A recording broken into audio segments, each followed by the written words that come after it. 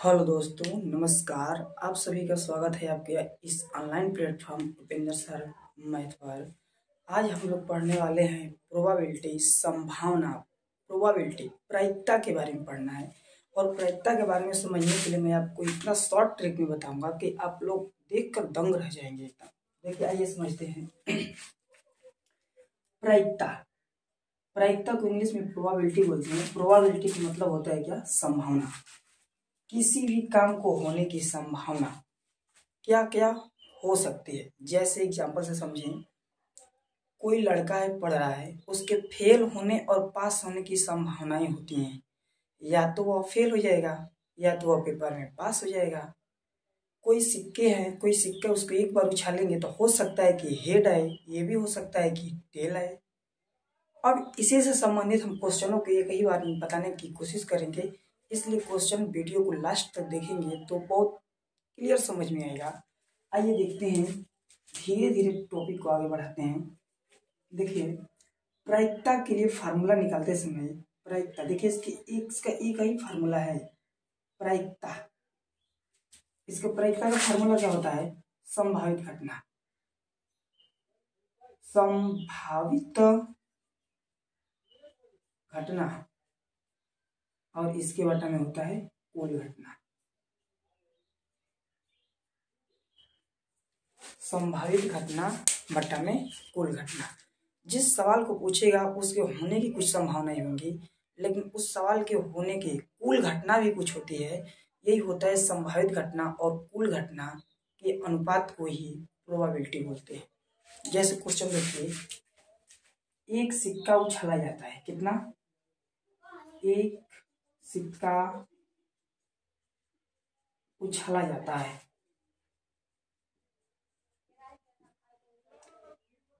इसके बाद इसका क्वेश्चन हम अलग लिखेंगे। एक बात समझिए, एक सिक्का उछाला जाता है। सिक्का उछालेंगे, सबसे पहले हमारा काम होता है सिंपल स्पेस निकालने का, मतलब प्रतिदर्श समष्टि, प्रतिदर्श समष्टि। अब हम एक ही बार में इसको यस लिखकर करेंगे। प्रतिदर्श समष्टि क्या होगा? तो जब एक सिक्के को दो बार उछालेंगे तो हो सकता है कि या तो हेड आएगा या तो टेल आएगा। अब क्वेश्चन से क्या पूछेगा कि एक सिक्के को एक बार उछाला जाता है, उसमें हेड आने की क्या प्रायिकता है। तो देखिए, हेड आने की जब प्रायिकता निकालें, क्वेश्चन नंबर 1, हेड आने की प्रायिकता, हेड आने की प्रायिकता, इसमें हेड कितना बार है? तो एक बार। कुल घटना कितना है? तो 2। उत्तर आएगा 1/2। इसी तरह निकालेंगे टेल आने की प्रायिकता, तो टेल एक बार आ सकता है और दो घटना पूरा, जो यच और टी है, दो घटनाएं पूरी हैं, तो वो उसका भी उत्तर हो जाएगा 1/2। अगला क्वेश्चन लेके चलते हैं। दो सिक्कों को एक बार उछालेंगे तो देखिए क्या होता है। देखिए, दो सिक्कों को एक साथ उछाला जाता है। कितने? दो सिक्कों को एक साथ उछाला जाता है। जब दो सिक्कों को एक साथ उछालेंगे तो कितनी संभावनाएं बन सकती हैं, उसी को कहते हैं सिंपल स्पेस प्रतिदर्श समष्टि। अब देखिए, दो सिक्कों को एक साथ उछालेंगे तो हो सकता है कि पहले सिक्के पर भी हेड आए, दूसरे सिक्के पर भी हेड आए। यह भी हो सकता है कि पहले सिक्के पर हेड आए, दूसरे सिक्के पर टेल आए। यह भी हो सकता है कि पहले सिक्के पर टेल आए, दूसरे सिक्के पर हेड आए। यह भी हो सकता है कि पहले सिक्के पर भी टेल, दूसरे सिक्के पर भी टेल है। इसका मतलब इसमें कुल संभावित घटना जो हो गई वो हो गई 4। अब आते हैं इसके सवाल पर कि दो हेड आने की प्रायिकता। सवाल इस तरह बोलेगा, दो सिक्कों को एक साथ उछाला जाता है, उस सिक्के के दोनों हेड होने आने की प्रायिकता क्या है। देखिए, समझिए ढंग से। इसमें दो हेड आने की संभावना कितनी है? तो केवल इसमें दो बार यही हेड वाला है, इसमें एक बार हेड, इसमें एक बार हेड, इसमें भी एक बार हेड नहीं, तो दो बार हेड आने वाला संभावित घटना 1 और कुल घटना 4। ये आंसर हो गया। एक हेड आने की प्रायिकता, तो एक हेड किसमें? इसमें दो हेड आया है, इसको नहीं लेंगे। इसमें एक हेड आया है और इसमें एक हेड आया है, इसमें तो हेड आया ही नहीं है। इसका मतलब कि इसमें संभावित घटना मिल गई 2 और कुल घटना कितना हो गया 4, और इसको काटेंगे तो 1/2 आएगा। दूसरे सिक्के पर हेड आने की, यहाँ पर क्वेश्चन बदल गया है। पहला सिक्का पर कुछ भी है लेकिन दूसरे सिक्के पर हेड आना चाहिए। तो यहाँ देखिए दूसरे सिक्के पर यहाँ पर भी हेड है, इसमें दूसरे सिक्के पर टेल है, इसको नहीं लिया जाएगा। यहाँ पर देखिए इस सिक्के पर दूसरे सिक्के पर क्या है, हेड है, इसमें दूसरे सिक्के पर टेल है। तो संभावित घटना कितना मिल गया, 2, कुल घटना 4, घटाएंगे तो उत्तर आएगा 1/2।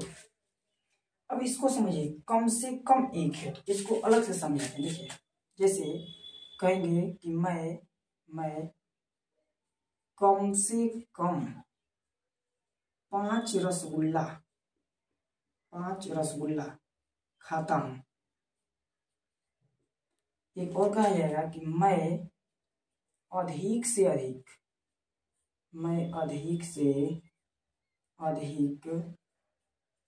5 रसगुल्ले खाता हूं।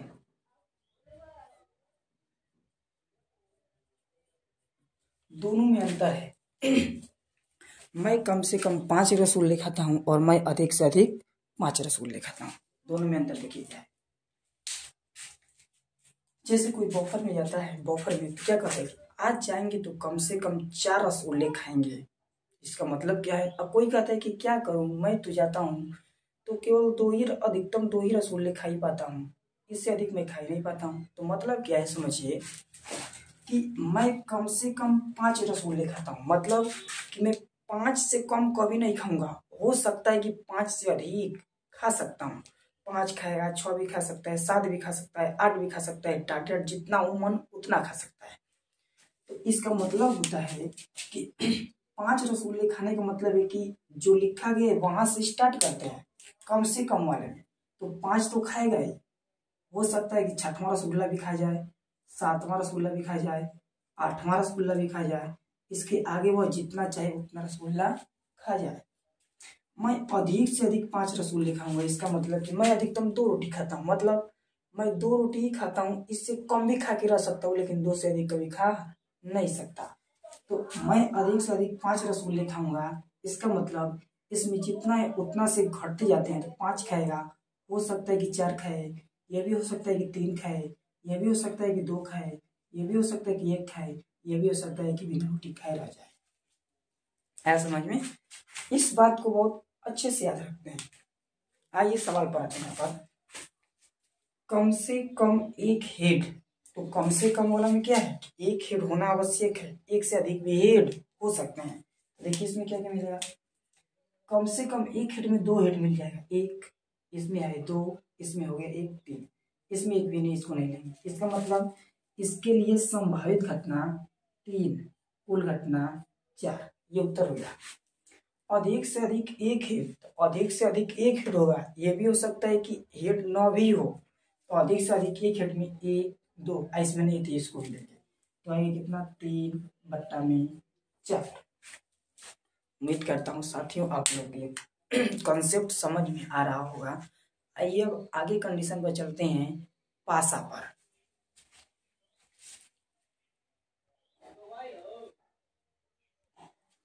देखिए पासे वाला क्वेश्चन क्या है कि एक पासे को फेंका जाता है। देखिए इसका सिंपल स्पेस क्या है, एक पासे को फेंका जाता है। पासा का मतलब होता है जो लूडो खेला जाता है वही होता है पासा। तो पासे पर 1 से 6 तक अंक अंकित होता है। इसका मतलब अगर पासे को एक बार फेंकेंगे तो हो सकता है कि 1 आए, हो सकता है कि 2 आए, हो सकता है 3 आए, हो सकता है 4 आए, हो सकता है 5 आए, हो सकता है 6 आए, कभी 7 आएगा तो 7 नहीं आएगा, क्योंकि पासे पर 1 से 6 तक ही अंक अंकित होते हैं। इसका मतलब में सिंपल स्पेस कितना हो गया, 6। क्वेश्चन पर आते हैं तो क्या बोलेगा, उस पर 1 आने की प्रायिकता बताइए। इसमें 1 आने की संभावना कितनी है, 1, और कुल संभावना कितना है, 6, 1/6 उत्तर हो गया। उस पर सम अंक आने की प्रायिकता, सम अंक जो संख्या 2 से कट जाती है उसे सम अंक कहते हैं। तो सम अंक में कौन आएगा, 2 4 6, तो संभावित घटना हो गया आपका 6/6, सॉरी संभावित घटना 2 4 6, मतलब कितनी संभावित घटनाएं हैं, 3/6, इसका मतलब 1/2। कहने का मतलब है कि 2 4 6 में से कोई भी आ सकता है सम अंक में। उस पर अभाज्य अंक आने की प्रयुक्त होता है। अभाज्य अंक क्या होता है कि वह संख्या जो एक और स्वयं से कटे या वह संख्या जिसके केवल दो फैक्टर होते हैं उन्हें कहते हैं अभाज्य संख्या। तो सबसे छोटी अभाज्य संख्या 2 होती है, तो मिलेगा क्या, 2 मिलेगा एक अभाज्य संख्या, 3 मिलेगा, 5 मिलेगा। तो इसमें भी मिलेगा आपका संभावित घटना 3, कुल घटना 6, हल करेंगे तो 1/2 आएगा। उस पर 3 से विभाज्य अंक आने के लिए, 3 से विभाज्य अंक कौन कौन मिलेगा, तो 3 से विभाज्य अंक एक 3 मिलेगा, एक 6 मिलेगा। तो संभावित घटना हो गई 2, इसके बटा में 6, उत्तर आ गया 1/3। अगला क्वेश्चन, उस पर भाज्य अंक आने की प्रायिकता। तो भाज्य अंक क्या है, तो भाज्य अंक की परिभाषा होती है कि वह संख्या जो एक और स्वयं के अलावा किसी और संख्या से भी कट जाए उसी को कहते हैं भाज्य संख्या, या वह संख्या जिसके 2 से अधिक फैक्टर होते हैं उन्हें कहते हैं भाज्य संख्या। सबसे छोटी भाज्य संख्या 4 होती है। तो देखिए यहाँ पर एक 4 मिलेगा और एक 6 मिलेगा, तो क्या होगा, संभावित घटना 2, कुल घटना 6, इसका मतलब 1/3। ये हो गया आपका आंसर पासा से संबंधित। अब दो पासों को भी उछाल सकते हैं। जब दो पासों को एक साथ फेंकेंगे तो उस पर 36 संभावनाएं उत्पन्न होंगी। कितनी, 36 संभावनाएं उत्पन्न होंगी। इस सवाल को हम कल बताएंगे, आज थोड़ा सा कंसेप्ट बता रहे हैं। कंसेप्ट में अब आते हैं ताश पर, प्लेइंग कार्ड पर। तो प्लेइंग कार्ड को समझने के लिए उसमें कुछ टॉपिक्स हैं जिसको याद करना बहुत जरूरी है। आइए समझते हैं।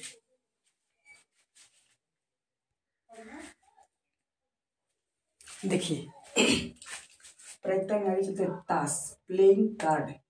ताश के कितने पत्ते होते हैं, तो ताश में 52 पत्ते होते हैं। कितने पत्ते, 52 पत्ते होते हैं। और उस 52 पत्तों की वैरायटी होती है, उसमें से 26 काले होते हैं, तो 26 कितने होते हैं, लाल होते हैं। देखिए इसमें 52 पत्तों को दो भाग में बांटते हैं। 26 पत्ते लाल होते हैं तो 26 पत्ते काले होते हैं। लाल पत्ते जो 26 होते हैं उसमें भी दो वैरायटी होती है। तो 26 पत्ते लाल में देखिए पान का पत्ता होता है, पान का जो पत्ता होता है वह 13 पत्ता होता है, और जो ईंट का पत्ता होता है वह भी 13 होता है। फिर 13 मिलाएंगे 26 आएगा। अब काली पत्ती को भी दो भाग में बांटते हैं। तो जो काला पत्ता है उसमें भी हुकुम के 13 पत्ते होते हैं और चूड़ी के भी 13 पत्ते होते हैं। अब इस 13 पत्तों की 13 वेराइटी है, 13 तरह के हैं। देखिए यहाँ पर एक का बना दिए हैं, बाकी सबका उसी पर सिमिलरली समझ लेंगे। देखिए कैसे है, पान के 13 पत्तों में देखिए एक एक्का का पान होता है, एक दुक्की का पान होता है, टिक्की का पान होता है, चौका का पान होता है, पंजा का पान होता है, छक्का का पान होता है, सत्ता का पान होता है, अट्ठा का पान होता है, नाहला का पान होता है, दाहला का पान होता है, बादशाह का पान होता है, इसको किंग बादशाह बोलते हैं, राजा का बादशाह, जैक गुलाम का बादशाह, गुलाम का पान होता है, और क्वीन बेगम का पान होता है।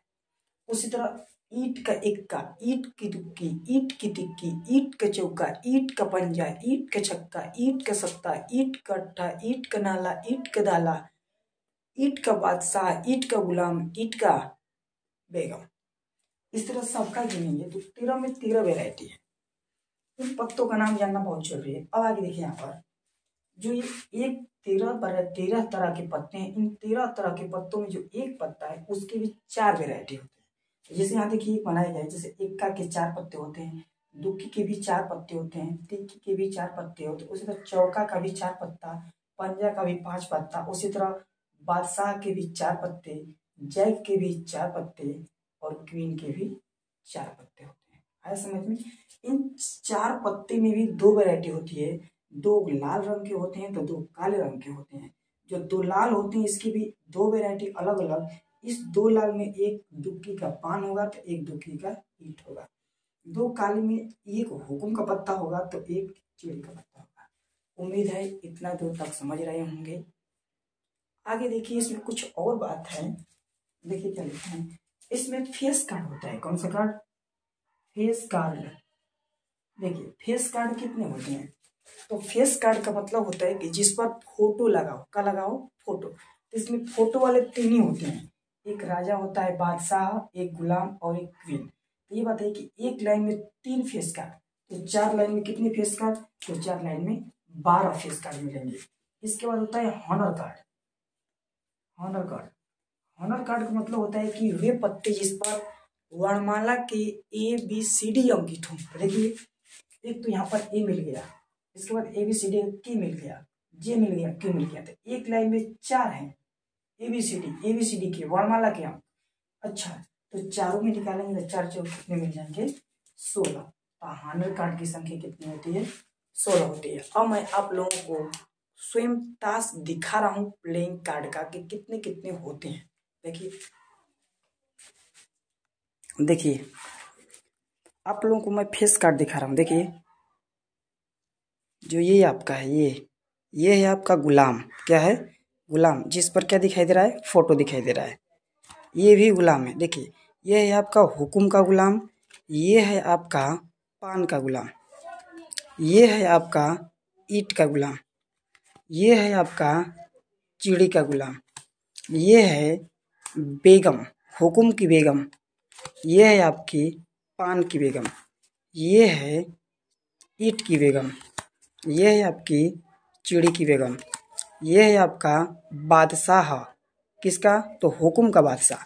ये है आपका ईंट का बादशाह, ये है आपका चिड़ी का बादशाह, ये है आपका पान का बादशाह। देखिए इसमें फेस कार्ड कितने हो गए देखिए तो, जिस पर फोटो बना है 1 2 3 4 5 6 7 8 9 10 11 12 फेस कार्ड कितने हो गए 12। अब इसमें देखिए जो हॉनर कार्ड होते हैं उसको दिखा रहे हैं आपको। तो अभी फेस कार्ड आप लोगों को दिखा है कि जिस पर हॉनर कार्ड का मतलब होता है जिस पर ABCD लिखा गया। तो देखिए इस पर के है 1 2 3 4 4 पत्ते हो गए। क्यू इसके पत्ते देखिए 1 2 3 4 8 9 10 11 12। अब यहाँ देखिए ए आ गया एक का, इस पर भी ABCD का ए होता है। तो 1 2 3 4, इसका मतलब कुल मिला के कितने पत्ते हो गए आपके 16 पत्ते हो गए। आया समझ में। आगे और दिखाते हैं आप लोगों को। देखिए ताश के ये पूरे पत्ते 52 पत्ते हैं। कितने ये ताश के पूरे 52 पत्ते हैं। इसमें से कोई भी पत्ती इस तरह से खींचा जाएगा और पूछा जाएगा कि इस पत्ते के इक्का होने की क्या प्रायिकता है। इस ताश के 52 पत्तों में से इक्का के 4 पत्ते होते हैं और सभी 52 होते हैं, इसका मतलब 4/52 हो जाएगा।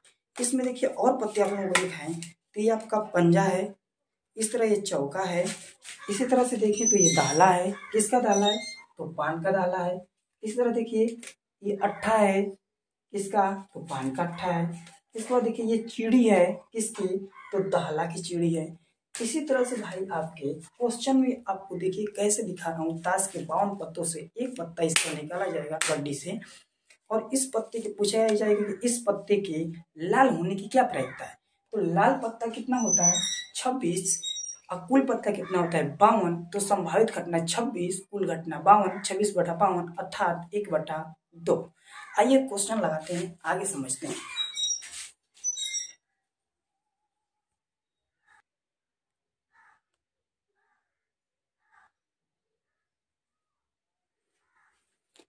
आइए क्वेश्चन को समझते हैं। देखिए क्वेश्चन यहाँ पर इंस्ट्रक्शन दिया गया है कि ताश के 52 पत्तों में से एक पत्ता यादृच्छिक निकाला जाता है, उसके लाल होने की प्रायिकता।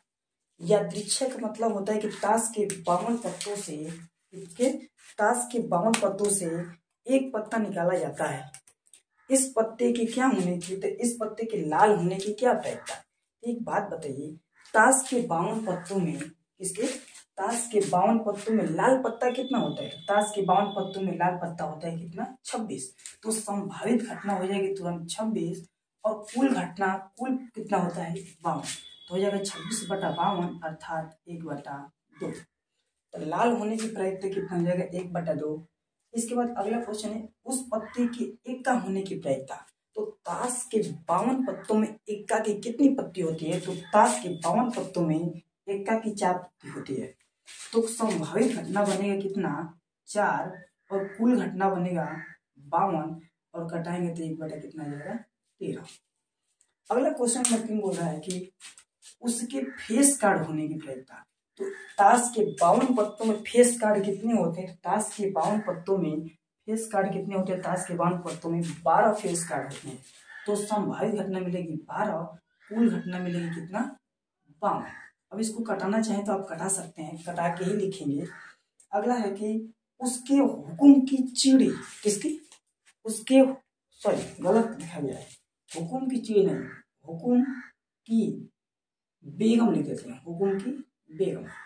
उस पत्ती के हुकुम की बेगम होने की क्या प्रायिकता है? देखिए, ताश के 52 पत्तों में बेगम की पत्ती कितनी होती है? तो सबकी पत्ती 4 होती है, बेगम की 4 पत्ती होती है, और चारों में 4 वैरायटी है, चारों में 4 वैरायटी है।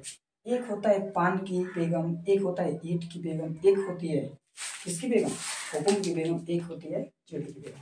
तो ताश के 52 पत्तों में बेगम की पत्ती 4 होती है, लेकिन उसमें हुकुम की बेगम एक होती है। तो संभावित घटना मिलेगा क्या, 1, और कुल घटना मिलेगा कितना, 52। अगला क्वेश्चन है 6 नंबर, उसके पान का बादशाह होना चाहिए, बादशाह और उसमें भी किसका, पान का। तो ताश के 52 पत्तों में 4 बादशाह होते हैं, कितने बादशाह, 4 बादशाह होते हैं। उसमें एक पान का बादशाह होता है, एक ईंट का बादशाह होता है, एक हुकुम का बादशाह होता है, और एक चिड़ी का। तो उसके पान का बादशाह, तो पान का बादशाह कितना होता है, ताश के 52 पत्तों में, तो 1, और कुल होता है कितना, 52। इसका मतलब आंसर आ रहा है कितना, 1/52। अगला क्वेश्चन क्या बोल रहा है कि उसके ईंट होने की प्रायिकता।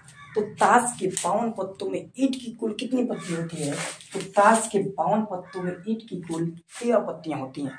तो संभावित घटना मिलेगा 13, कुल घटना मिलेगा कितना, 52। आएगा उत्तर कितना, 13/52, और कटाएंगे तो 1/4, 1/4, ये आंसर है। उम्मीद करता हूँ दोस्तों आप सभी को वीडियो बहुत अच्छा लगा होगा। अगर अच्छा लग रहा है तो इस वीडियो को अपने दोस्तों में, अपने सोशल मीडिया, किसी फेसबुक, इंस्टाग्राम पर शेयर करिए, और चैनल को सब्सक्राइब करिए। जय हिंद।